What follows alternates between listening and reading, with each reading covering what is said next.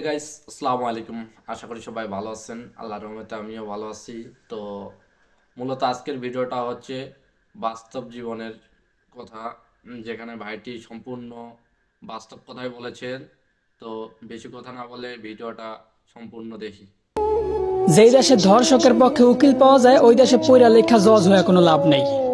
মুসলমানদের দেশে নেতা হইয়া যদি আলেমদেরকে বন্দি করে রাখতে হয়, ওই দেশের রাজনীতি করে নেতা হইলে জনগণের জন্য কোনো ফায়দা নেই। ৯৫ ভাগ মুসলমানের দেশে যদি মুসলমানদের কষ্টগুলাই তুলে ধরা না যায়, ওই দেশে নামি দামি সাংবাদিক হইয়াও কোনো লাভ নেই। বলি জাকাত না দিয়া সুদ খাইতে খাইতে দেশটারে করছো ছারখার। এখন সূর্যের তাপ গায়ে লাগে, তাই তোমাদের বৃষ্টির দরকার। আলেমদেরকে বন্দি করে আবার আলেমদের মাধ্যমে আল্লাহর কাছে বৃষ্টি কামনা করলা।